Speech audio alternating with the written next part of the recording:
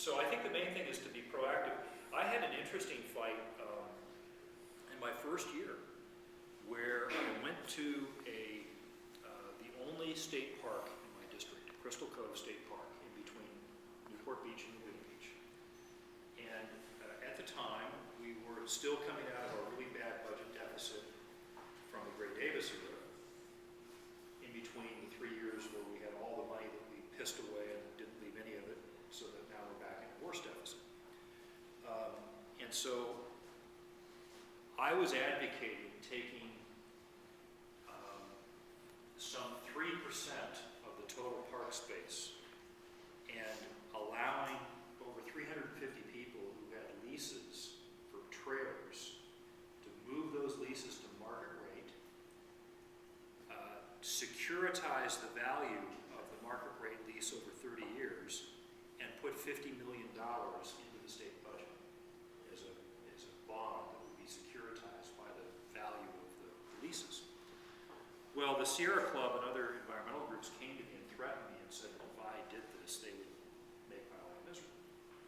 Well, you add to this a very interesting thing that happened where I was meeting with some of the staff there, and I asked them, do any state rangers live for free in the newly renovated $1 million cottages on the beach?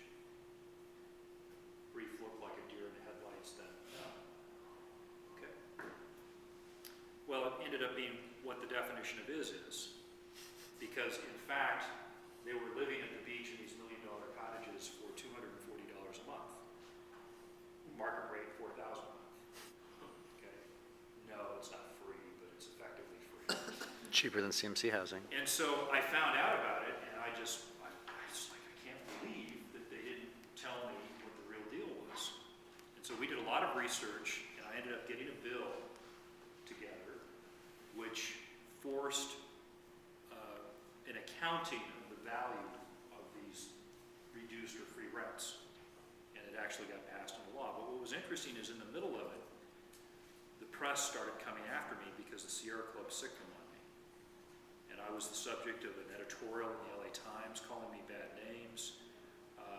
The employees in question leaked a fake letter to the LA Times accusing me of violating state law, that I illegally committed a felony by releasing the specific address of where a law enforcement personnel lived, because I said that rangers lived at the park. Well, there were 60 bungalows. I wasn't interested in which one the guy lived in. You know, everyone knew they lived there, but it would have been illegal had I said they live at this address. You know, come and have the Henley's processor would go see them or something. So that whole affair, many lawmakers would have retreated and just said, we'll just disengage and let it blow over. And what we made the decision to do, and part of this is my personality, is I like a fight. You come at me, come at me with a knife, I'm coming at you with a pistol. Come at me with a pistol, M16. M16, M1A1 tank. Tank, tactical nuke. That's me. And so I kept engaged on it. So you advocate the use of tactical nuke? Absolutely. Absolutely. They're not nearly as bad for the environment as the left claims. That'll be misconstrued.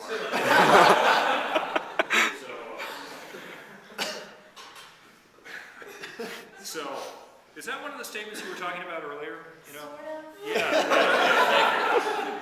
The private sector is looking better and better all the time. So I think that the lesson of that engagement was that we stayed at it, and we did have a few articles that were not flattering, and a few articles like when the false letter was released, which we then, I called in the head of the Parks Department and read her the riot act. Is this your policy to have, your people releasing letters accusing elected officials of committing violations of the law? What are you going to do about this? So eventually we got things tamped down, and I think eventually, even though I would say that I was bruised, I'd say all in all we came out okay. disengaged, it would have looked, I think, like maybe I thought I was wrong. We had to stay in the fight. We had to stay in the fight and get vindicated, at least partially. And for me, the vindication came when my bill passed, that the unions, by the way, are trying to undo. Because what the bill said was that if you get state-funded housing, it's got to be accounted for. You either need to pay market rent for it, or you have to pay taxes on it. Because they weren't even paying taxes on the value. The IRS says that you get subsidized housing, unless you're like a lighthouse keeper, where you have to be in the lighthouse to be a lighthouse keeper. Anything pretty much short of that, if you get a fringe benefit like substantially reduced housing, it's considered income. And the state auditor, because of my discussions with the auditor, expanded an ongoing audit at the time and found that $8 million a year of underpaid rent is what was occurring in California, with $3 million in unpaid taxes alone. So, but that's in the process of being fixed. So I think staying engaged, if your cause is righteous, don't back down. Stay engaged. Be willing to get bruised a bit. The other thing is that in today's day and age, I don't think as many people are paying as much attention to the newspapers as they used to. The main threat of a newspaper is that because of the internet, it's forever. And so once that story is written, it's easy to go back for your opponent politically and to take whatever was said out of context or turn it into a mailer or a TV ad or what have you. That's, in today's day and